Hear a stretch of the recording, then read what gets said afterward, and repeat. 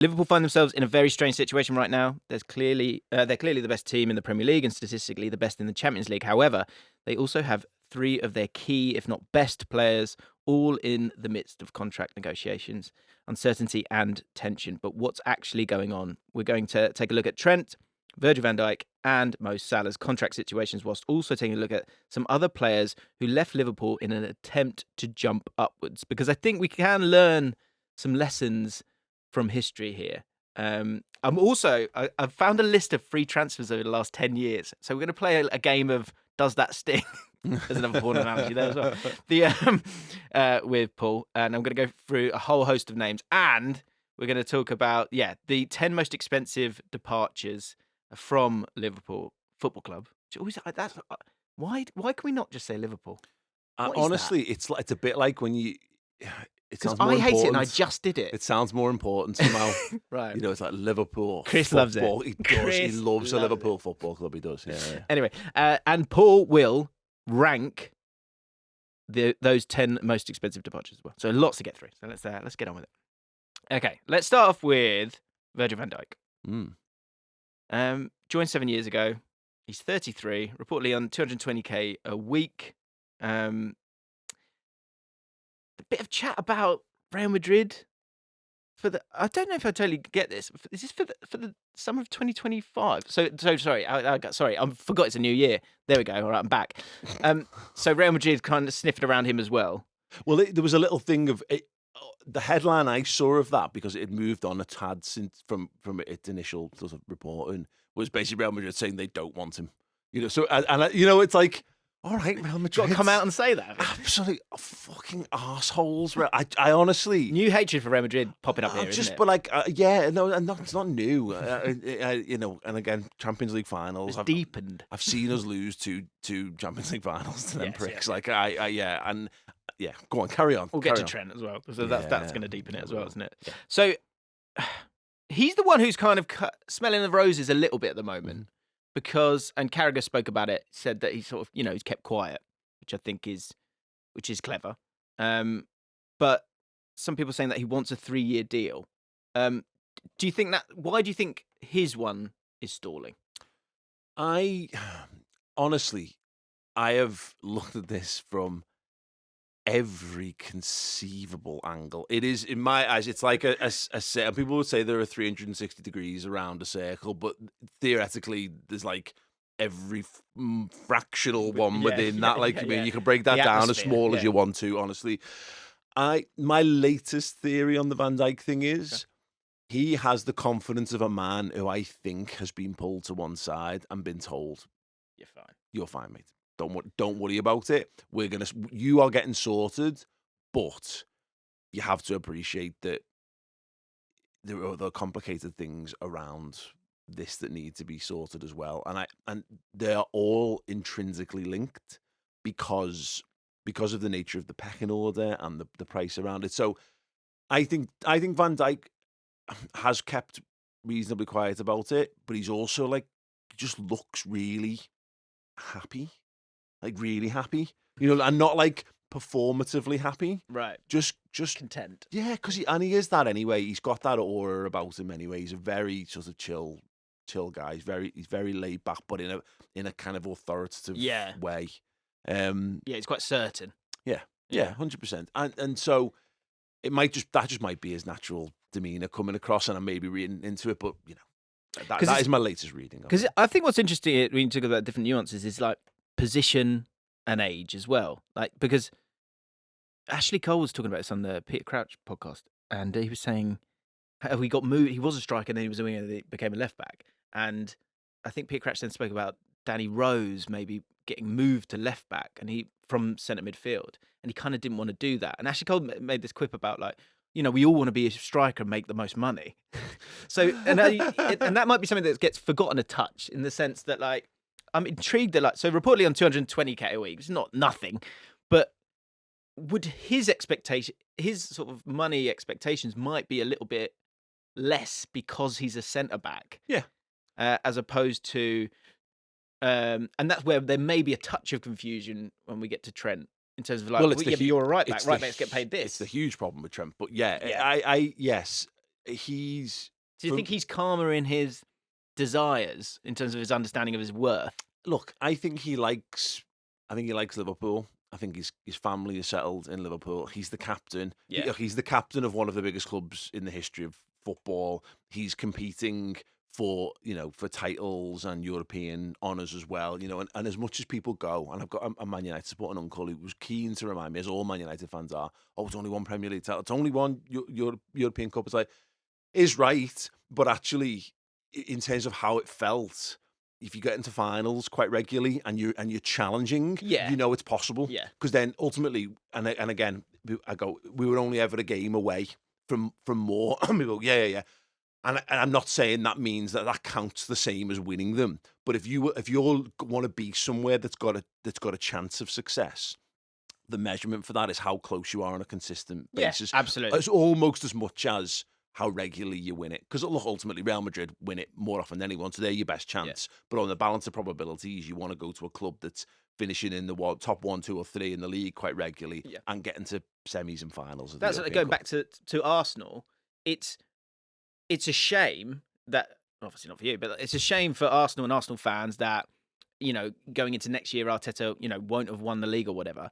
But like you say, they are constantly not, they are there and thereabouts. Like I saw Liban on SDS, like he's a Man United fan, having a go at Sharky, going, because Sharky's Arsenal fan, kind of being a bit smug in terms of like, this is what you need to do, whatever it might be.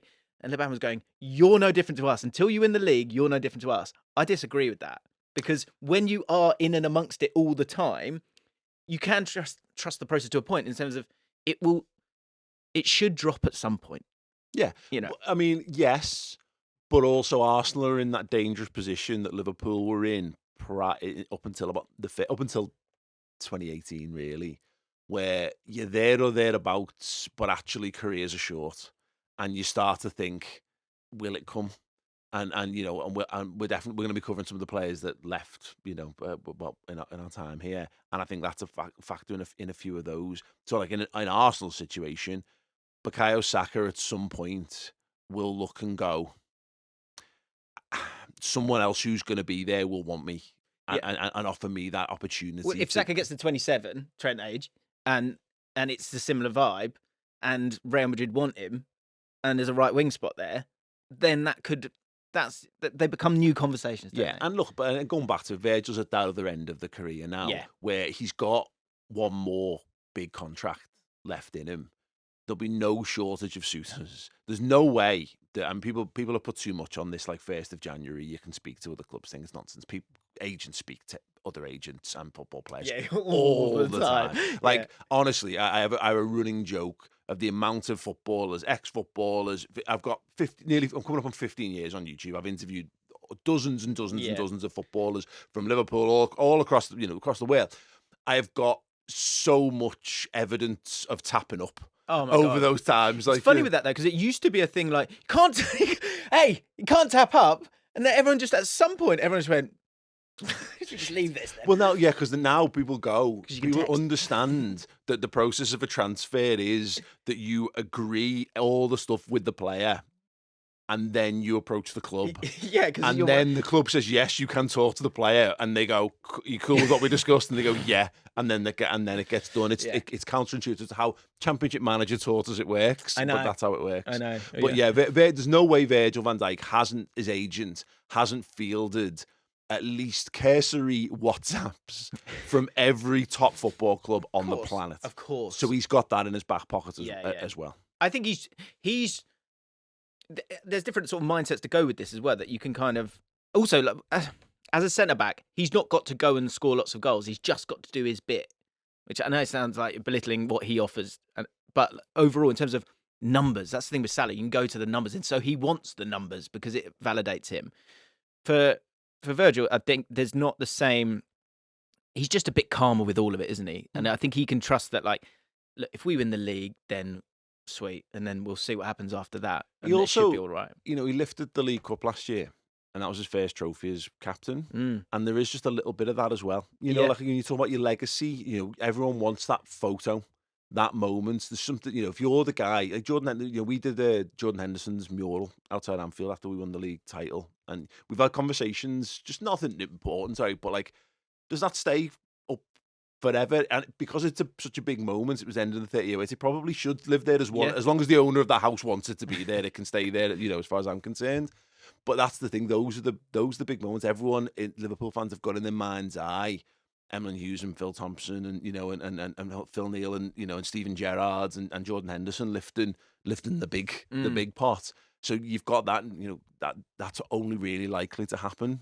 I think that's a great point, and I think that's probably why Jamie Carragher and Van Dijk are maybe more aligned as well. Which comes back. I always have a theory that the position you play is often it leans into your personality, and I think as a centre back, you're commanding. It's about the team. Don't fuck about. Do what you're supposed to do. Don't piss about. Win your headers. Like, just do your job. And so I think for him and Carragher are going. Carragher's just going, look, whatever's going to happen is going to happen. Don't just don't fuck this up for me. Like, don't fuck up this Premier League. And I think that's where Virgil van Dijk is right now. Whereas, as I say, with Salah in a different position, ego is fed more because it is about you, and the way that they're playing this year is about them as well. Well, you saw the tweet off the Monday Night Football of Salah tweeting Jamie Carragher and Sky Sports saying, like, I think you're obsessed with me. And like, the last time I checked that, I had like 11.5 million views or whatever. And that's the level he's operating at, where everything he does. It was Mo Salah's, I think it's normally does like a Christmas photo with his family. And in previous years, he's used it as like a message for, to end war and all that kind of stuff. How's that going? People will wait. Oh no, God, honestly, people wait for it, and it was trending before Christmas on like Christmas Eve, where people sat around waiting for Mo Salah's. He's on another stratosphere. Fun thing: would you give Virgil van Dijk a 3-year deal? I would give Virgil van Dijk whatever he wants because not to tread on what I'll say for the other two guys. There's just no one better than him, And you, okay, I can make that case actually for the other two in a different kind of way. But Liverpool bought Ibrahima Konate, and they had Joel Matip, and Gomez is kept around. There's not a lot of very, very good centre backs in the world, and I still think he's the best of them. It's like, you're weakening the foundation of what you do to not have him there. And I don't think his aura is. I know people don't like that word, but like it's very much a thing with Virgil van Dijk in the sense that his communication is outstanding. I was worried. So forgotten. There was a goal against Crystal Palace, and I was watching the goal. Oh, sorry. I was watching the goal, and it was going to be about. I think we were doing it for the Prem, and we were going to do something about Gravenberch.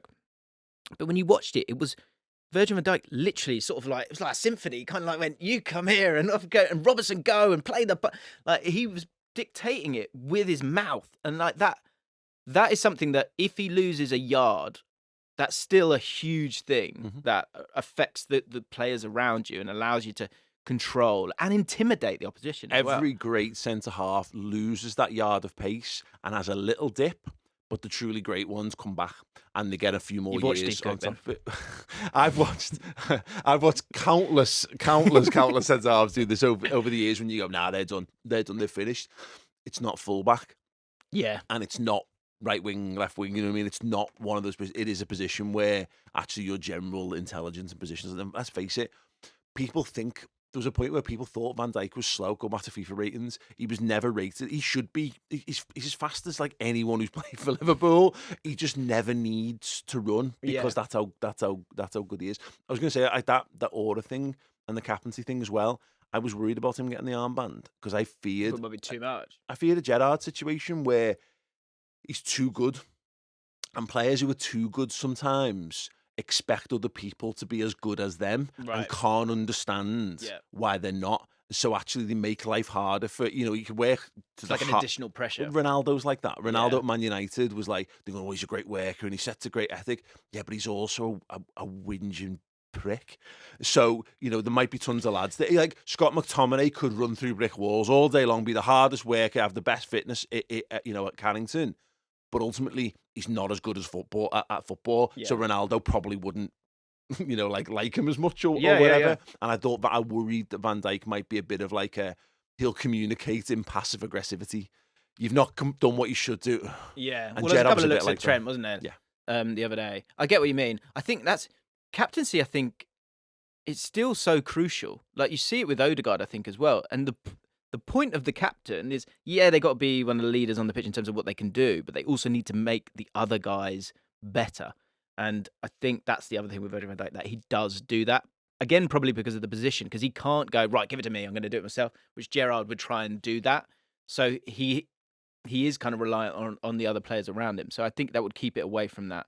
So yeah, I think 3 years does feel like a lot when he's 33, but I think it's worth it for just to have him in and around it. I know it's a lot of money to do that, but I think you should be all right. You should have that protection. Yeah, I agree. Salah, who's been a bit more chirpy, joined in 2017, reportedly on 350k a week. World's changed, isn't it? Yeah. And we're using the word billion now, and it's just like, ugh. Now 32, few public interviews, some bits you could blame being lost in translation, but I think overall he knows what he wants and what he's worth. Again, another one kind of wants that 3-year deal. Where are you sitting on this one? Because I guess the big question is, like, if he goes, then you need to replace the goals, right? Yeah. And there's also there's a bit of a misunderstanding as well of this idea that it's possible to replace the goals, and it's not. There's no one out there that you're going to go and buy. And I think, and obviously, if you were playing, FC, or you were playing, Footy Manager or whatever, you would go and spend money and you'd buy someone who's 26, 27, who's just the absolute business. And a few years ago, we were going, is Mbappe going to come to Liverpool? And is that then the long-term answer? Because we were challenging, we had loads of money, we were always getting to Champions League finals. That seemed like a realistic possibility at one stage in our lives. Liverpool never do that, and they're never going to do things like that. So it will never feel right. Whatever, if he goes, it'll seem like the most stupid decision anyone's ever made. Yeah. Because do you think there would be any kind of... the reason I can't understand him going and not being given what he wants is I just cannot see the decline being heavy. I can't see... I agree. I wholeheartedly agree that I don't think the drop-off is going to be so steep that it's going to be... It's a nightmare scenario where all of a sudden you're left with this absolute, bag of broken biscuits on a ridiculously long contract, and you've got nothing to do. You can't get rid of it, can't shift it. There's going to be takers for Salah in a year, in 2 years, in 3 years. The Saudi Pro League, provided it sticks around, is never not going to want Mohamed Salah to play in that division.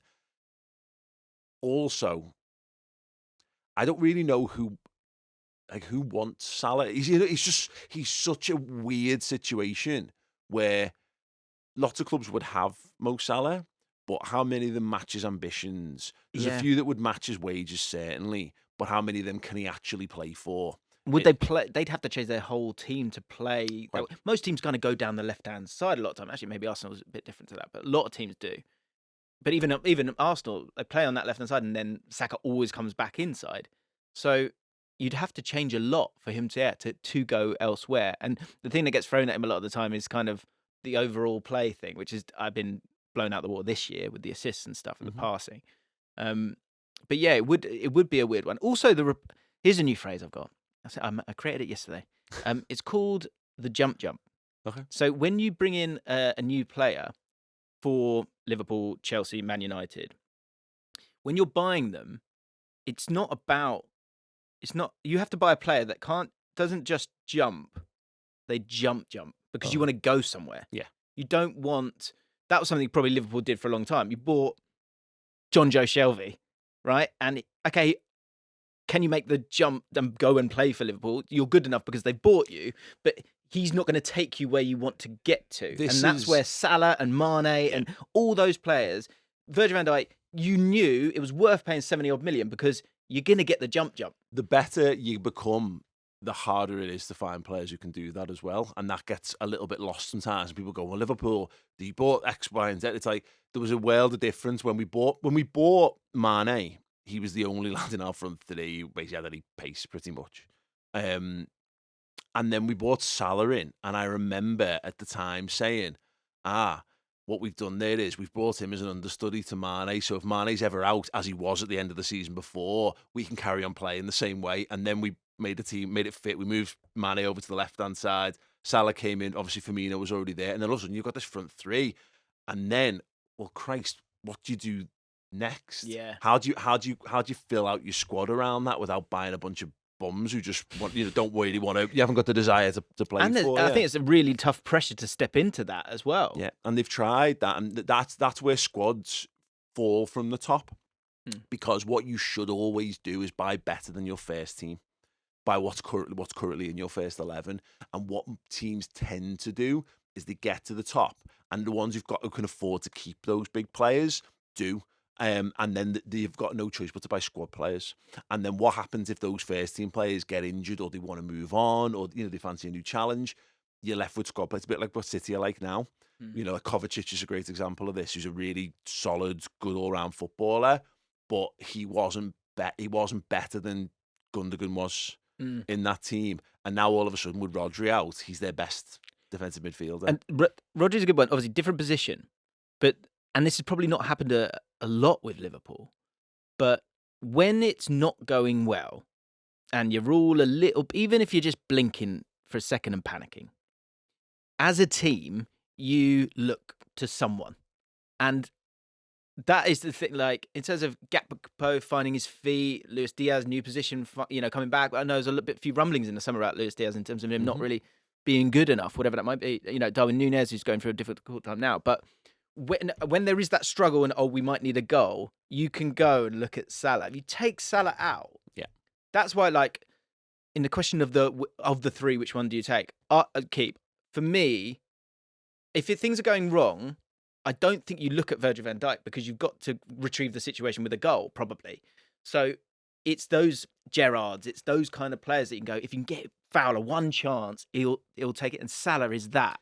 Yeah. And so you just can't. You mentioned it's goals and assists. And look, the thing, the counterpoint to this, and I'm not sure I totally agree with this, but I'll make the point regardless, is that he doesn't work for the team in the same way as he did previously. He's not as fast as he was previously. So we have to build a team to his strengths. Right. Other people have to do his running form. It was a bit like later Gerrard in some regard.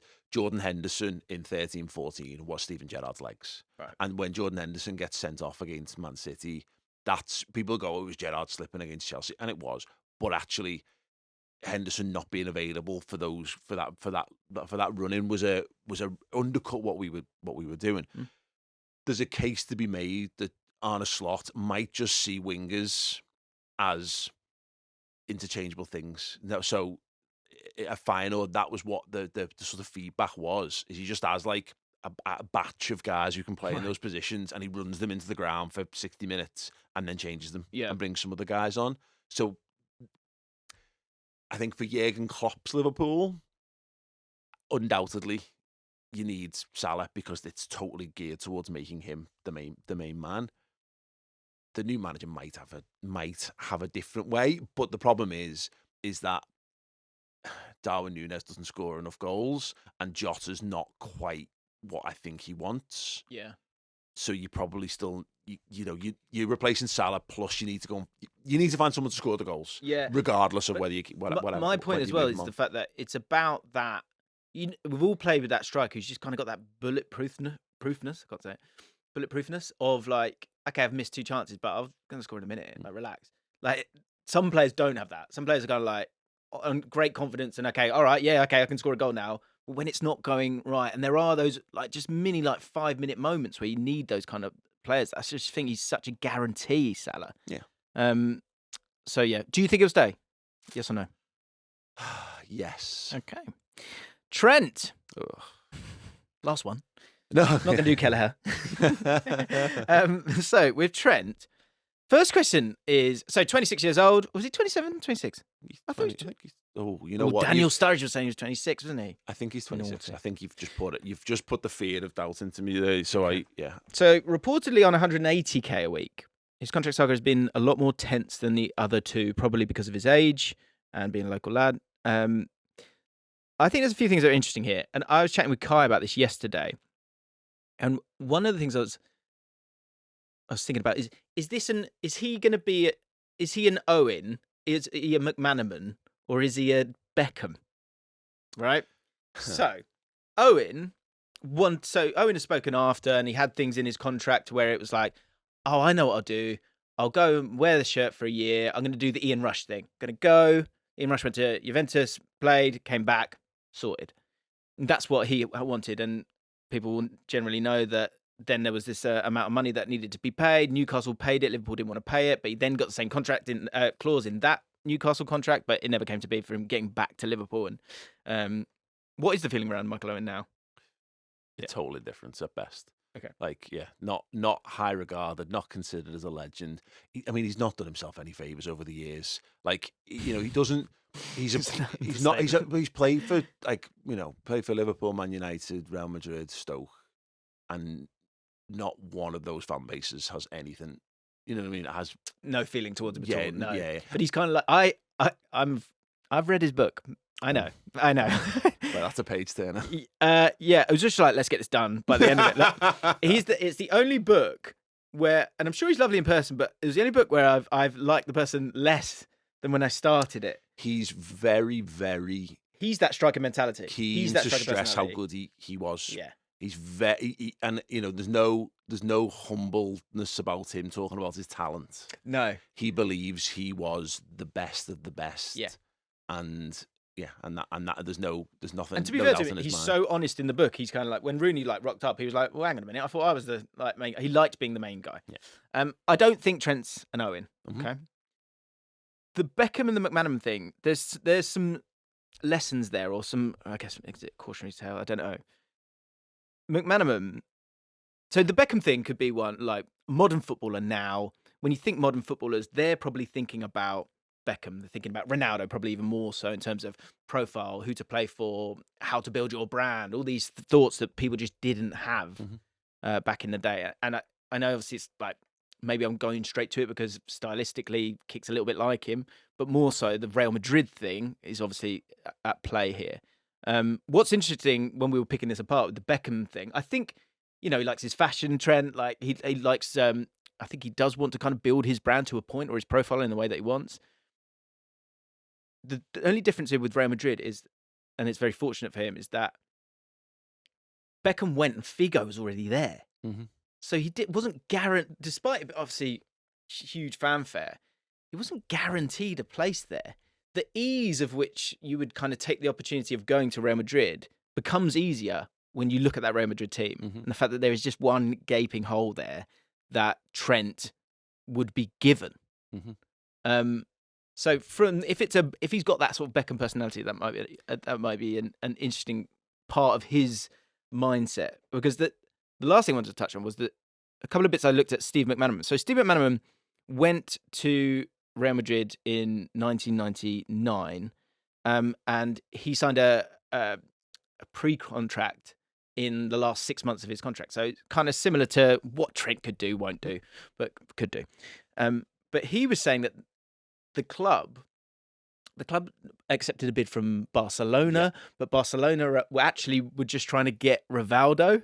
So actually, I think McManaman went to Barcelona and they didn't turn up or something like that. He got totally dicked around by Barcelona. Liverpool basically accepted this without, totally, not like behind his back, I think, as such. But yeah, like, it wasn't, McManaman wasn't angling for a move to Barcelona. No. Liverpool wanted to sell him to Barcelona. Yeah. And then you were left with, and look, that's McManaman's story, and it definitely makes leaving easier when you go, well, these pricks did this to me, and this is my revenge or whatever. But everyone's the hero of their own story, aren't they? But so a few things that he said and a few things that happened. So first of all, he said that if they'd offered me a contract when I had 2 years left on my deal, like they'd done the 2 times before, I probably would have signed it. The second thing he was talking about was that he was earning a lot less, and other people kind of back this up, that he was the playmaker for the team, and he was earning a lot less than other members of the squad. And I think even more so now in terms of, shirt sales and different things like that. Trent, if he is on 180, this next one should be pretty juicy. Mm-hmm. Aside from the fact that, if we're just doing the right back thing, he's not your normal right back. Yeah. So he's going to cost a lot more money there. So he kind of wants what he wants. But if that was done 2 years ago, and I guess this is a conversation, this is an interesting one where if you spoke to the agent, would you go, are you going to wait to make it tense to try and get as much money as possible? But the other thing that he said in a couple of interviews was he said, "You're never going to beat Liverpool in the press." And by that, he meant that it was no point in him saying anything because you say what you want about Trent. You can love him as much as you want. You love him because he's great. Mm-hmm. That's the bottom line is that. And for Liverpool, the bottom line of that is he's an asset. Yeah. And McManaman said that was the brutality of it, is though although he'd come through and he thought there was all this love here, when it got to it and the contract was getting run down, he sort of became an asset again. But he could never really say anything because you're always going to side with Liverpool. Sorry, last thing on this, because I was watching your podcast and I looked at in the last few months, it says it on Wikipedia, but it says he began to turn in mixed performances, with the media accusing him of playing out his final season in a desultory manner. And I was like, wow, that's really, really interesting. Because when you think of Trent in this whole situation, there's a lot of that at play. And the way you guys were speaking about him, like, he had a really bad game. Get it. But I was thinking, if that was 2 years ago and it had happened, there would be so much more desire to go, well, no, he's just had one of those days, kind of let it go. Yeah, and I think Chloe made a really good point about that, because there's so much swirling around with him. I think he's been an excellent right back this season. An excellent right back. And not, because the assists aren't there, but I think in terms of big chances created, it's like Salah, and you're talking about the creative players in the league who have the only ones who've created more. I think he's created 10 big chances this season up to this point. And no one else from anywhere else on the pitch, like remotely close to him, is doing that kind of thing still. So as much as the overlying numbers aren't quite there, he's not breaking assist records anymore, and he's not scoring goals. But his all-round play has been sensational. His defensive work he's been almost flawless defensively this season. Slott's really improved him as that. But I do think also that is that's definitely a contributing factor to it. Of like, you're not quite as flashy as maybe you were, but you're right. It's one bad performance, and it was a shocking performance against Man United. It was all round. With the ball was bad. Every aspect of it was really, really poor. But the problem is you open yourself up to scrutiny when you've got uncertainty. Yeah. So in the absence of facts, and this is every walk of life, you fill that gap with yourself. So you don't know what's going on. So you just go, you think you're trying to see it from their perspective. Really, you're just pushing yourself into those holes. Yeah. And so people have got a lot of these kind of things. And I'm seeing this, like, all this take on, like, the Real Madrid bid for him.